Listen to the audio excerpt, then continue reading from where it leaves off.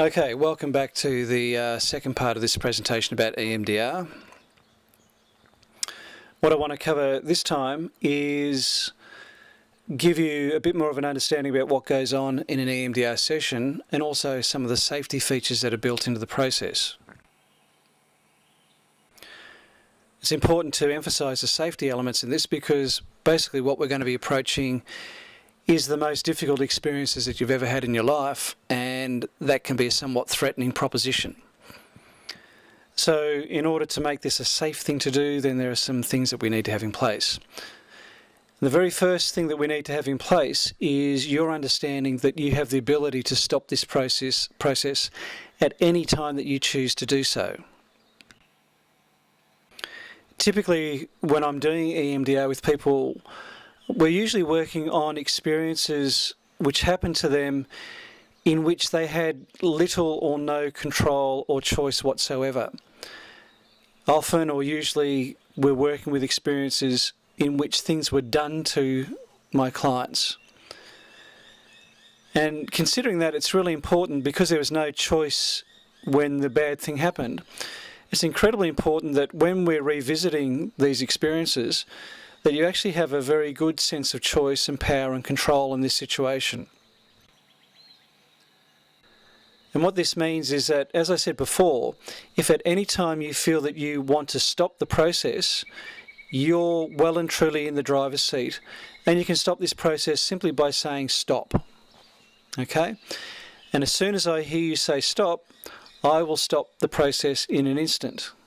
So I completely understand and respect your right to stop this at any time that you may choose to do so. In saying that, I'll also add that I've rarely ever seen anybody feel the need to stop what we're doing. I could probably count it on one hand, the amount of people that have ever had to say stop, and I've done this with a great many people. The reason why most people never feel the need to say stop is because most people can cope just fine with whatever it is that comes up for them.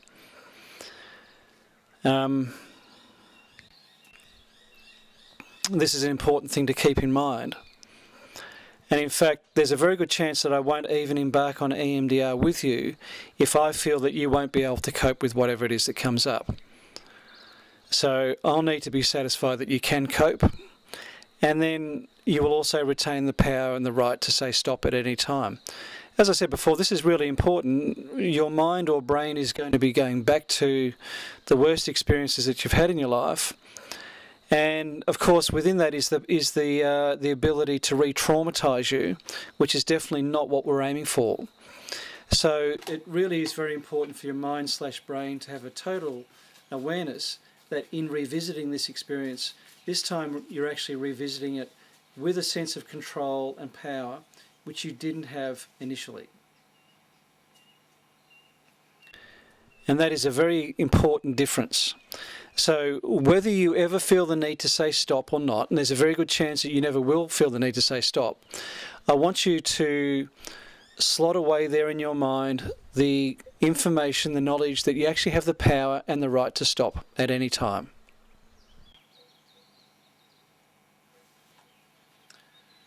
Okay, so that's important safety device or feature number one.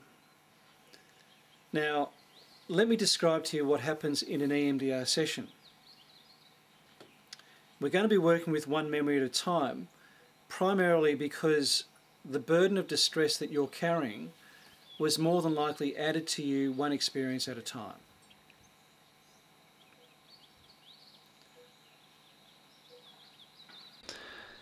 This may seem self-evident, but it provides the strategy for us to be able to address the burden of distress. Now, when we're working with a particular memory, let's say if this memory is an example of hundreds of experiences that you had. Let's say you were raised in an abusive situation with an abusive parent that shouted at you 500 times and called you horrible names throughout your whole childhood. We don't have to do EMDR with 500 different examples of that. We have to work with the key standout experiences that can represent a whole class of experiences. So we might work with 2 or 3 key standout experiences of that sort of abuse. And there's a very good chance that those key standout experiences will be really good representative examples, which will cover the remaining 500 experiences that are similar. So we will select the experiences to work with. We may wind up with a list of half a dozen or a dozen or 15 different experiences that we've got to work with. And there's a very good chance that these experiences will then represent other related experiences. Now, in your neurological system, in your brain, these experiences are actually physiologically related. They're all encoded or stored on a series of brain cells which connect in certain patterns. And you can be sure that the same brain cells are involved in a particular class of experiences. So like I said, if you were verbally abused 500 times throughout your childhood, there's a very good chance that the brain cells and the neural pathways involved in those experiences of being verbally abused are all encoded on the same neural pathways. So they're physiologically related to each other. And what that means is that if we successfully work with the key standout experiences, this will have a flow-on ripple effect across to all the other related experiences. That's why we don't have to work with all of them. Okay, so let's say that you've chosen a particular experience to work with. As an example, let's say you were 12 years old, you had your bike stolen from the bike shed at school by a bunch of bullies. And when you were walking home, you were called by one of the bullies over to a paddock where you saw a bunch of them standing around, and they'd smashed up your bike, broken it to bits, and you went there, collected the bits and pieces. They were abusing you and ridiculing you. You carried the bits and pieces back home, and when you got home, you were in serious trouble from your parents for being irresponsible with your belongings, and they went off at you for your bike being all smashed up. And then you had to go to school again the next day and face the same kids. So let's just say that's the kind of experience that we're going to be working with. And let's say now, as an adult, many years later, you have 20 different locks on your front door, you're a nervous wreck whenever you have to leave your car, you know, in a driveway or out in the street. You can't trust anybody.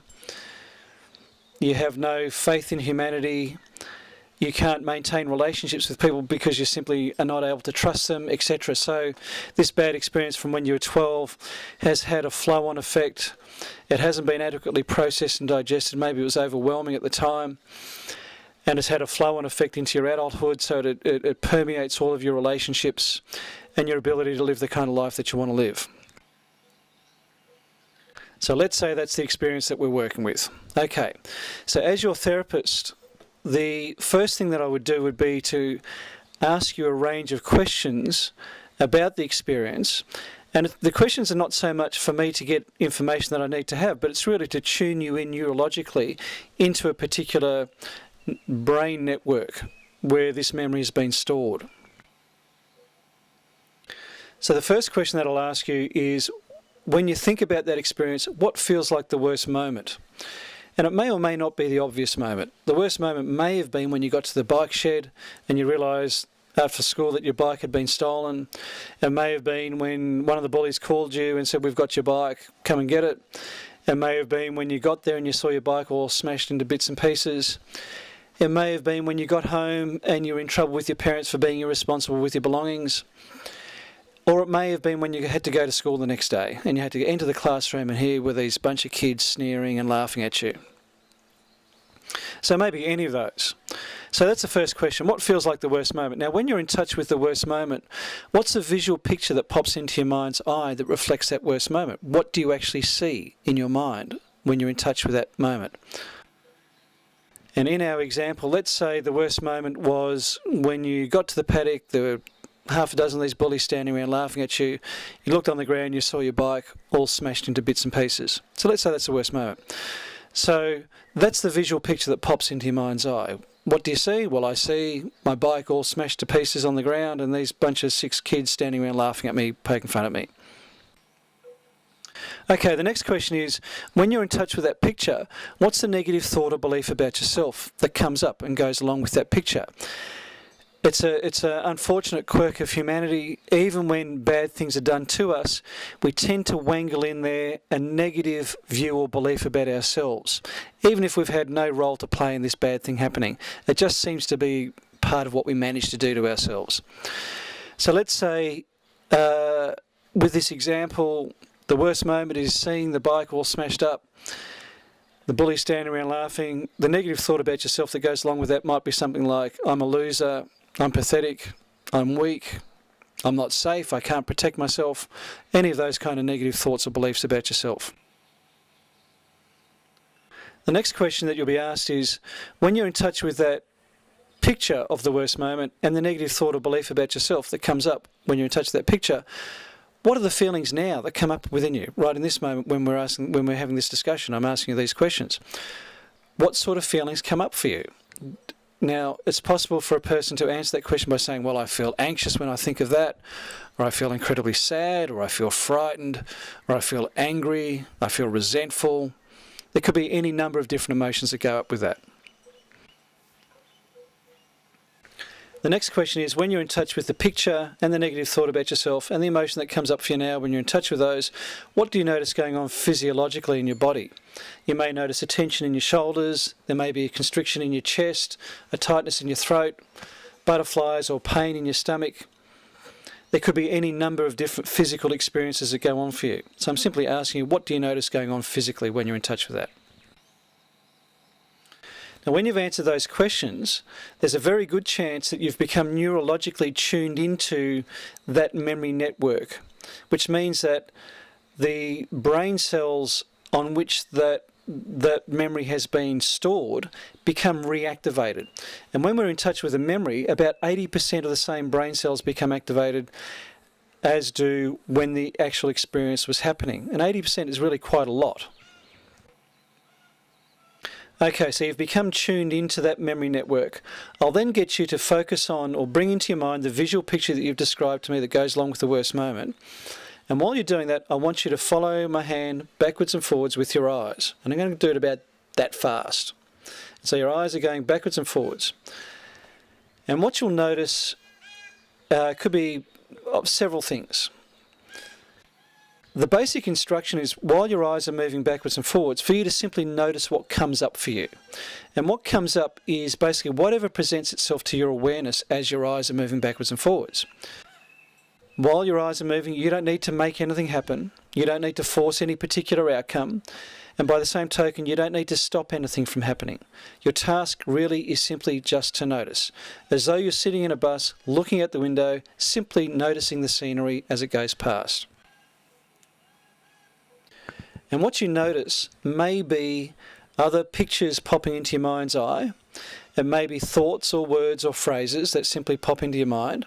It might be your awareness of a particular emotion that rises or falls or gets stronger or weaker, or a different emotion that comes up altogether. It may be your awareness of a physical sensation that gets stronger or weaker, or rises or falls, or again a different physical sensation that comes up altogether. So you're simply noticing what's going on for you as your eyes are moving backwards and forwards. Now we'll do that for about 20 to 30 seconds. And after that, I'll stop. I'll get you to take a deep breath. And as you breathe out, I'll ask you to let your mind go blank. Just clear your mind as you breathe out. And then I'll ask you, what comes up for you now? So what presents itself to your awareness when I ask the question? And again, what presents itself may be in the form of a picture that pops into your mind's eye. It may be a thought or a word or a phrase or a belief or an idea. It may be your awareness of an emotion. It may be the same emotion that we started off with, which has either become less intense or more intense, or it could be a different emotion altogether. Or it may be your awareness of a physical sensation, and again it may be the same physical sensation that you started off with. It's become less or more intense. Or it might be a different physical sensation altogether. So whatever it is that presents itself to your awareness, I want you to tell me when I ask you, what do you notice now?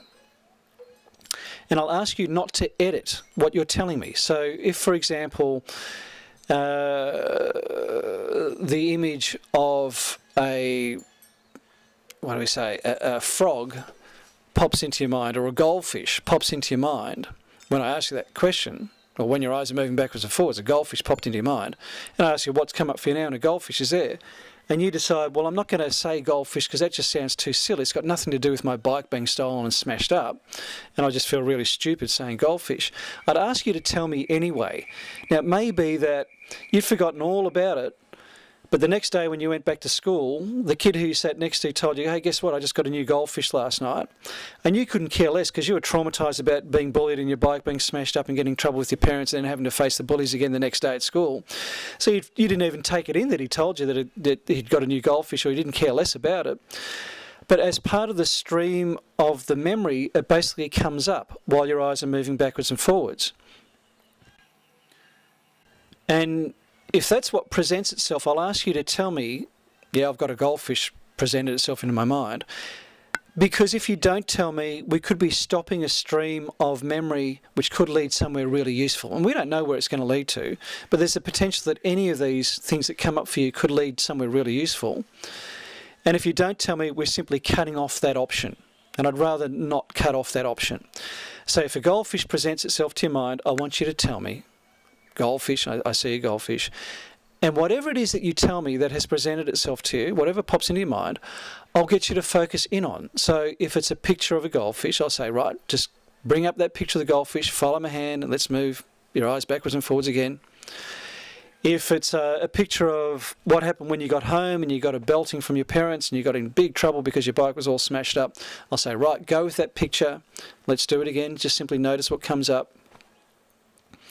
If it's a thought or a word or a phrase, I'll say, just think that thought or just repeat that word to yourself. Let's do it again. Notice what comes up. If it's your awareness of an emotion that comes up, I will ask you just to tune into that emotion. If it's anger, just simply tune into that emotion. Follow my hand and simply notice what comes up. If it's an awareness of a physical sensation, just simply bring your awareness to that tension in your shoulders, follow my hand, and again, just notice what comes up while your eyes are moving backwards and forwards. And we'll do that for another 20 or 30 seconds. Then again, we stop. We do the same thing again. I'll get you to take a deep breath, let your mind go blank as you breathe out. Then I'll ask you, what comes up for you now? What presents itself to your awareness? What do you notice? And again, you tell me, I'll get you to focus in on that, and we do it again. Now we keep on doing that until a person gets to a point where they can say to me, I remember this bad thing happening, but when I think about it now, I don't feel upset, I don't feel anxious or distressed or angry or whatever the feelings were. And when I think about it now, my thoughts about myself are more naturally self-enhancing rather than beating myself up, rather than thinking I'm a loser. I might be naturally thinking, well, I did the best that I could in the situation. And finally, when a person can say, yeah, well, I remember this bad thing happening, but my body feels pretty relaxed. I feel free from any signs of tension or stress or strain. When a person can say those three things, I know that their mind/brain has done the digestive job on that experience.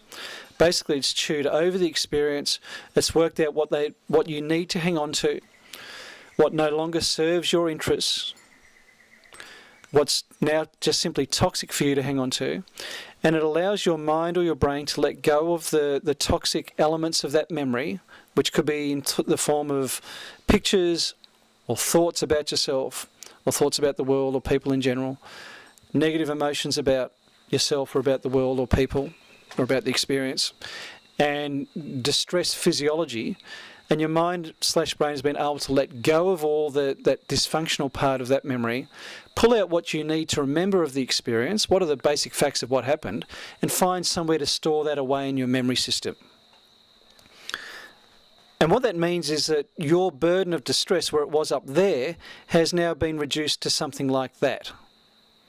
And typically, the distress that was associated with that memory doesn't come back. Okay? At that point in time, we then need to move on to the next distressing experience and repeat the process with that one. And we keep on systematically working our way through all those distressing experiences until your burden of distress has been radically reduced. Okay, now how long does that take? There's an enormous variety and individual variation between people. With some people that I've worked with, we've got through 2 or 3 bad, traumatizing experiences per session. And with other people, it's taken 2 or 3 sessions to get through the one bad experience. And when I say get through, I mean when they get to that point where they can say, it doesn't bother me, I feel pretty good about myself, positive thoughts about myself when I think about that memory now, and my body's calm when I think of that memory.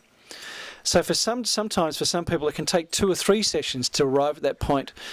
Sometimes we can get through 2 or 3, 4 memories in one session, but more typically it's generally around 1 memory per session.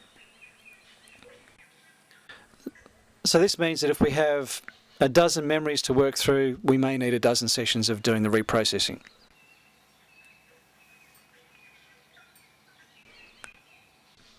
And this may seem like a long time, but believe me, it's a lot quicker than anything else that psychology's ever come up with.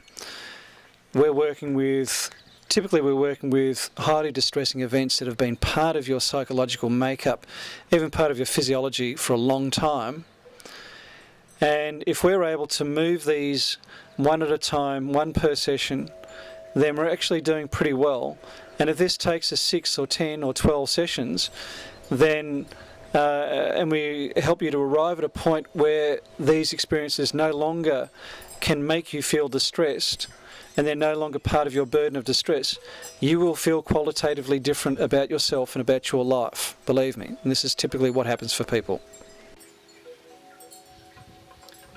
Okay, so when we start the session and we go through the first set of eye movements, I've tuned you in, I've asked you the questions, you've answered the questions, you've become neurologically tuned into that memory network. The emotions and the vision and the thoughts and the feelings, the physical sensations around that bad experience have become reactivated within you. And I get you to focus on the visual picture that goes along with the distressing worst moment, and then follow my hand backwards and forwards and simply notice what comes up for you.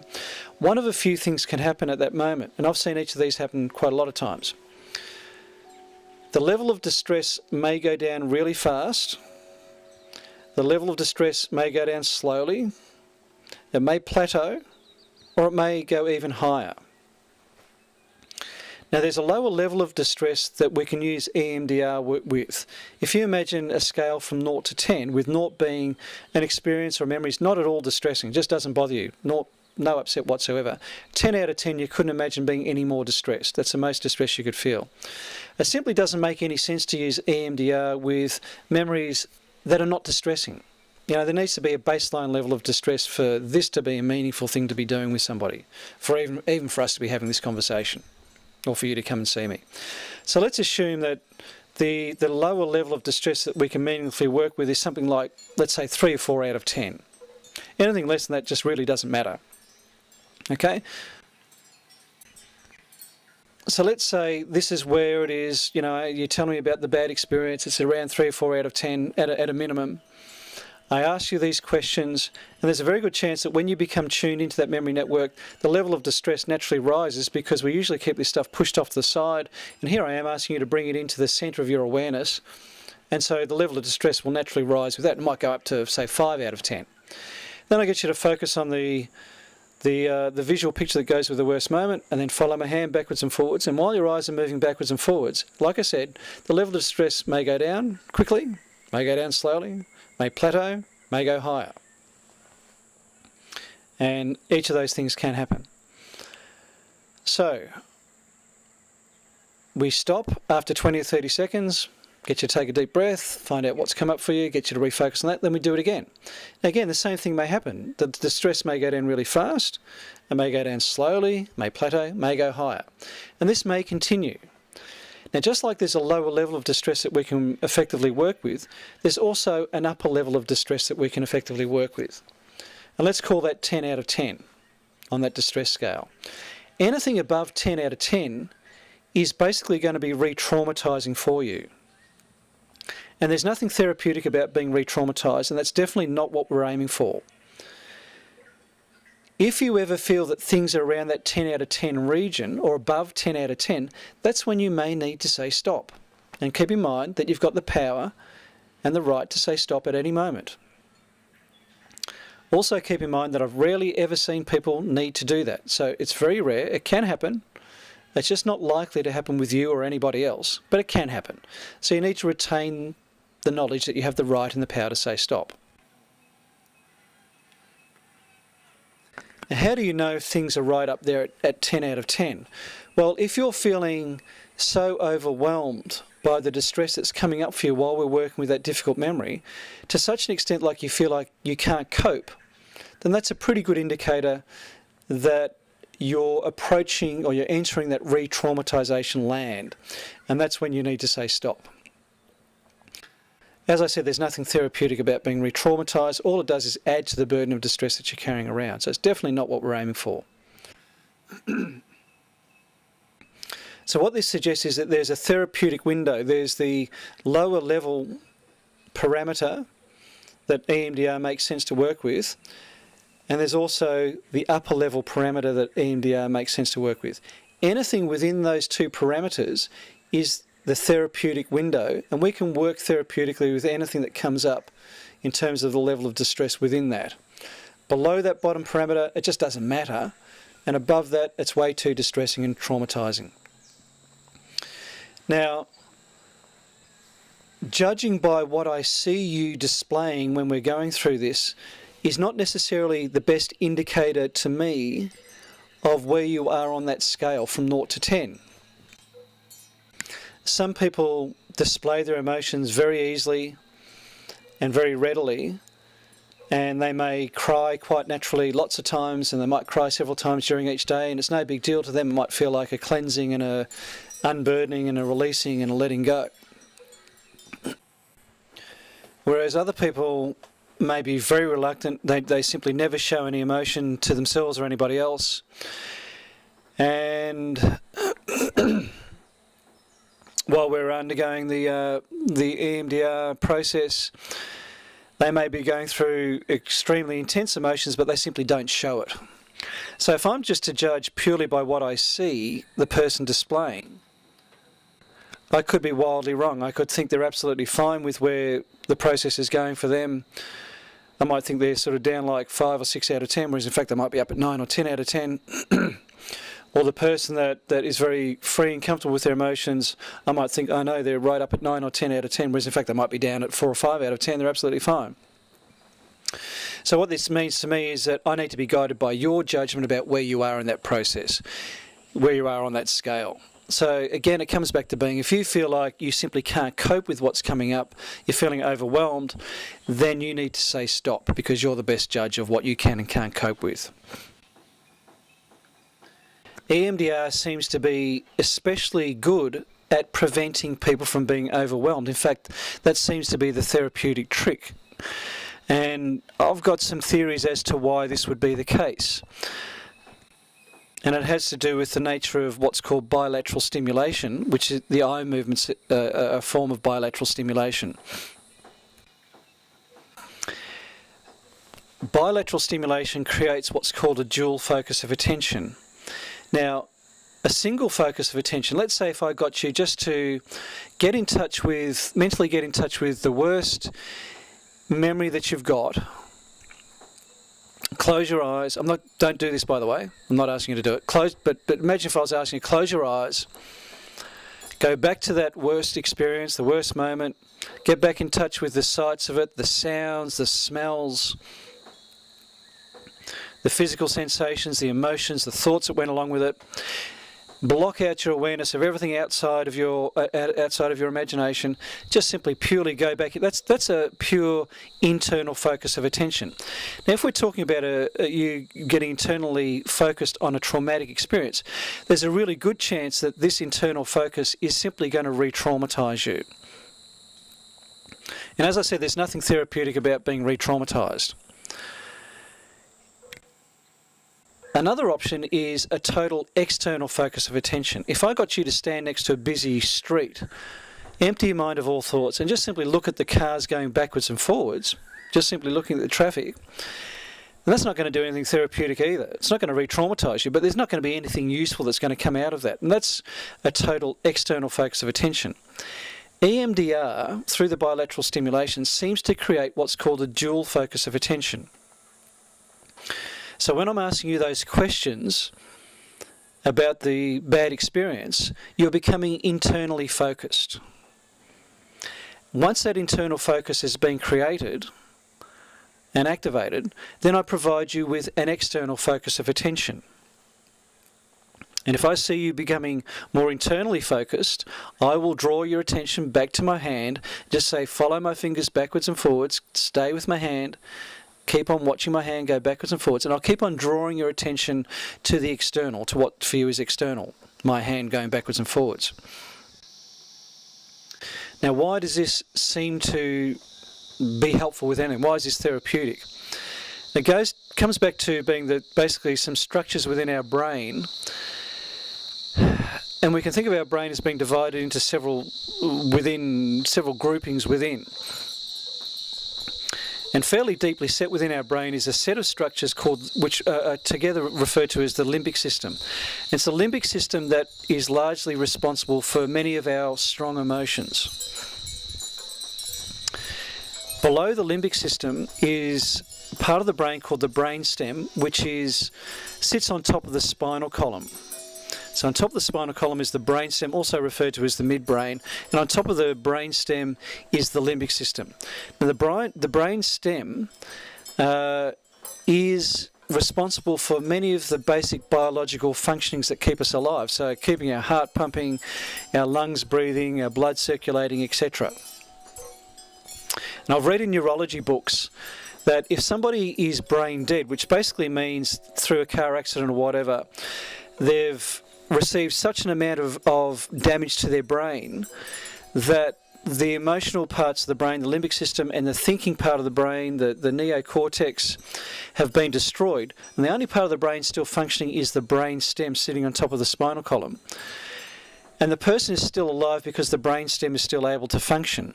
And this means that the only thing really going on for them is that their brain stem is able to keep their heart pumping and the lungs breathing and food being digested. The basic biological functionings are still working. Now, if this person is lying in a hospital bed, they will never have another thought or another feeling or another emotion again in their lives, as long as they're alive. They will never have any awareness of anything, but the brainstem is working just in order to keep their body biologically alive. Now, such a person apparently can be laying in a hospital bed with their eyes wide open, staring blankly ahead of them, without any thought or awareness. And if somebody enters the room from a door at the side and walks across their visual field, this person's eyes will go across to the person entering the room, and their eyes will actually follow them, track them, as they walk across their visual field. And when the person walks back, their eyes will track them again until they leave from the door that they entered from, even though there's no conscious thought whatsoever. So the brainstem seems to have a really important role to play in scanning our environment, looking for things that are moving, for potential risks and dangers. So if you're walking along a bush track, deeply engaged in a conversation with the person that you're walking with, your brainstem is scanning your environment, looking for things that are wriggling on the ground in an action like that. Snakes.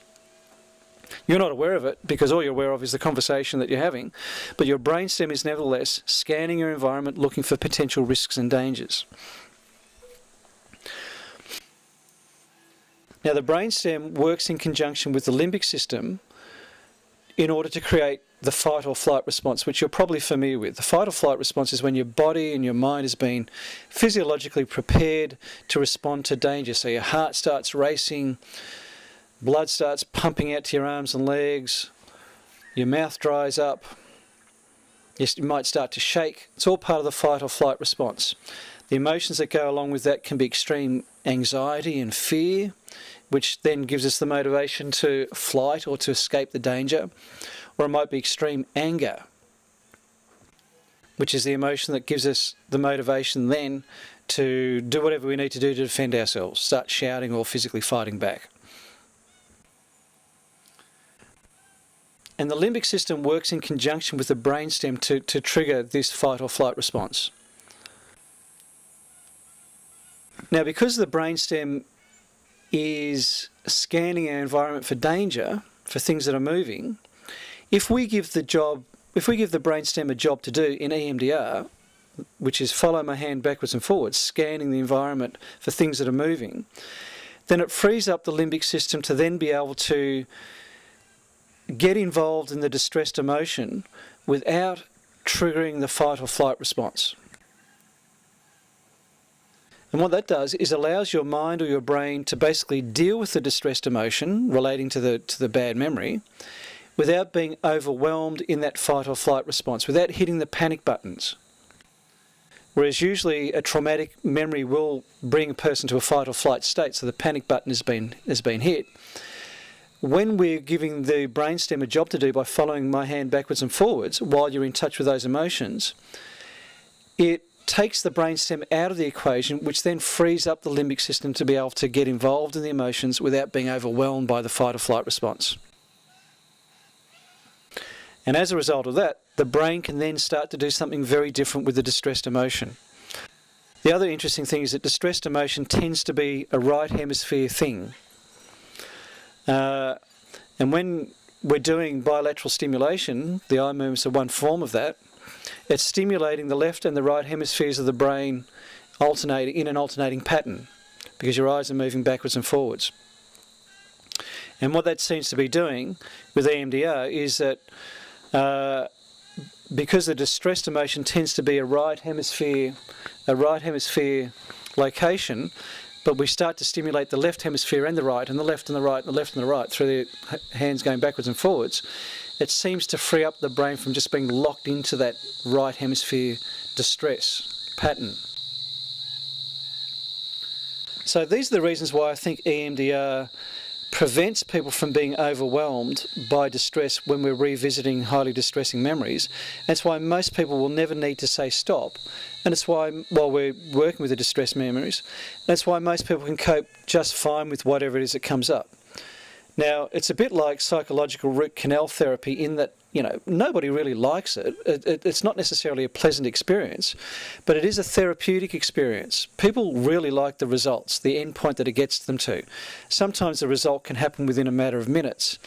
Usually what happen, you know, it might happen over the course of 2-3 sessions, more minutes. People really appreciate the end result in feeling a great deal less distress about themselves and about the experiences, and feeling really quite unburdened. In the unusual event that somebody might feel the need to say stop, then we need to have in place the ability to be able to bring their distressed emotion back down to a manageable level. As I've said repeatedly, most people never need to say stop. Most people can cope just fine with whatever it is that comes up for them. And there's every reason to think that will be the case for you as well. But the way I think about this next element in the process is that it's a bit like the safety net that a trapeze artist might like to have there in place. I've never been a trapeze artist, but I imagine that if I was swinging, say, 200 feet off the ground and letting go of one swing and trying to catch the other one after doing a somersault midair, I would feel a whole lot more comfortable about that if I knew that there was a safety net there so that I didn't go splat on the ground. And I think by the same token, people undergoing EMDR, even though most of them, like most trapeze artists, are never going to need to use the safety net, most people undergoing EMDR will never need to use the EMDR safety net either. It's kind of nice to know that it's there. And I think that knowing that a safety net is there would probably free up the trapeze artist to be able to confidently do the correct action without making mistakes. He won't get in his own way, basically. And by the same token, I think having a safety net in place for EMDR also frees us up so that we can fully go along with the process and we won't get in our own way either. Within each of us, there's a naturally self-protective part of us that wants to ensure that we're safe. And this naturally self-protective part of you may become concerned, even just by talking about EMDR, because what we're talking about is approaching the worst memories that you've got. And this naturally self-protective part of you might be thinking, well, hang on, this sounds like a really dangerous thing to be doing, and I'm not sure that we should actually be doing it. So I guess what I'm doing is talking to that part of you, and in discussing the safety net, it really is for the benefit of that self-protective part of you. I don't want to argue with that part of you. It's there for a very good reason. I want to work with it and co-opt that part's help rather than be antagonistic towards it or dismissive. It's there for a very good reason. If you ever need to say stop because the distress is getting overwhelming for you, then we've got to have a strategy in place that will bring the distress down until it gets to a point where it makes sense for us to then have a conversation about what do we need to do with this? Do we have another go at it? Do we approach it from a different angle? Do we wait for a week or 2 weeks? What do we need to do? But firstly, we need to bring the level of distress down so that we can meaningfully have that conversation. The other time, so we will be developing a procedure that will help to do that. And it's going to be a guided imagery procedure. My hope is that by now you may have had a go at some of the guided imagery sessions that I've hopefully lent you. And so part of the emotional preparatory groundwork, when we meet next, will be doing a guided imagery exercise. And when you are feeling nice and relaxed in my office, with your eyes shut, going off in your imagination, I'll get you to focus on where you feel nice and relaxed in your body. Bring your awareness, so you might notice it in your shoulders or your chest or your stomach. Open your eyes, retaining your awareness of where you feel it in your body. And then I'm going to do it really slowly and get you to follow my hand backwards and forwards with your eyes. We'll go backwards and forwards half a dozen times or so. And what this seems to do is it seems to deeply embed into a person's central nervous system the ability to access that nice, relaxed state. And we'll repeat that quite a few times, and every time that we do it, we're further embedding this nice, relaxed, physiological and emotional state into your central nervous system, so that if you ever need to say stop, we will both know that you have the ready means to be able to bring yourself back to a nice, relaxed state. And I'll be able to talk you back into that easily.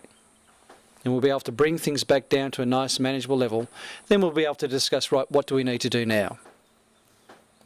The other time that you might want to use this procedure as well is, let's say we're working on a difficult memory. As I said, most often we can get through one difficult memory per session, but sometimes we get to the end of a session, I've got somebody else waiting in my waiting room, the time has run out, and we simply aren't going to have the time available to finish off working with that particular memory.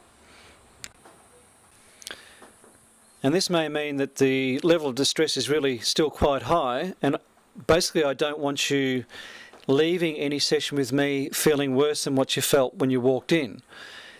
So if it was down around 3 or 4 out of 10 when you walked in, I want to help you to get it back down to 3 or 4 out of 10 before you walk out. So again, if we've only got a few minutes left, I might say, well, look, we just don't have time to finish this off today. I'd like you to close your eyes. Let's go back and revisit that guided imagery exercise. I want you to get, and I'll talk you back into that nice, relaxed place and allow things to just get calmer and calmer, back down to a nice, more manageable, more relaxed level, so that we're able to end the session without you being in a highly distressed state. And the only other time that you might choose to use it might be, let's say if you go home from that session, it's a week until our next meeting, we're going to start working with that experience again when we meet, and we may meet on a Monday, but on a Thursday night you have a nightmare about the bad experience. I want to know that when you're at home, you've got the strategy in place to be able to, again, bring things back down to that manageable level, so that you're not walking around feeling that you're in this elevated state. You still need to be living your life, doing the work that you do, or that you study, maintaining your relationships, running your household, whatever it is that you need to do, without being in a highly elevated distressed state. So we need to know that we've got the means, or you've got the means and the ability to be able to bring things back down to a manageable level and have them stay there until we meet again next time. So the guided imagery exercise is the safety net, which you will hopefully never need to use, but it's nice to know that it is available if you ever do need to use it in the session, if the distress that comes up feels overwhelming. It's the safety net that we may need to use at the end of the session if the memory is still incomplete, we haven't finished working with it yet. And it's the safety net that you may also need to use if you're at home and distress comes up for you, in order to be able to bring it back down again. So it's an essential part of the process, even though most people never need to use it. As I said before, it's a bit like the trapeze artist's safety net. He or she hopes that they're never going to need to use it, but it sure is nice to know that it's there in case the need ever arises. Mostly, for most people, the need never arises, but we have it there in place in case the need ever does arise. Okay, so that pretty well concludes the informational content of what I'm wanting you to know about EMDR. I hope that you've managed to write down some questions or things that you're not sure about, or things that you just need some more clarification about. And I really urge you to bring those questions with you when we meet next time, and also to do some reading about EMDR via the resources that I've already mentioned. You can find some resources about EMDR on my webpage, as well as in a chapter in my book. And it really is worth getting your head around what it's all about. It does seem like an unusual thing to be doing with people, but the research evidence is there that it works really well, and that's certainly the observation that I've had in using this with a whole lot of people. And the vast majority of people that I've ever done this with wind up getting somewhere a whole lot better as a result. It's the most effective thing that I've ever seen in psychology, and it's one of the few things that I feel really confident about introducing to people. So when we meet, then the next things that we need to do is the guided imagery exercise with the eye movements in order to create that safety net, and also for me to work out with you what are the set of memories that we're actually going to work with. By this stage, I presume that you've already given me the rough outline of what your experiences are, but we also need to knock that into shape in terms of being a list of specific memories that we're going to work with. So hopefully we can get through both of those when we meet next time. Thanks very much.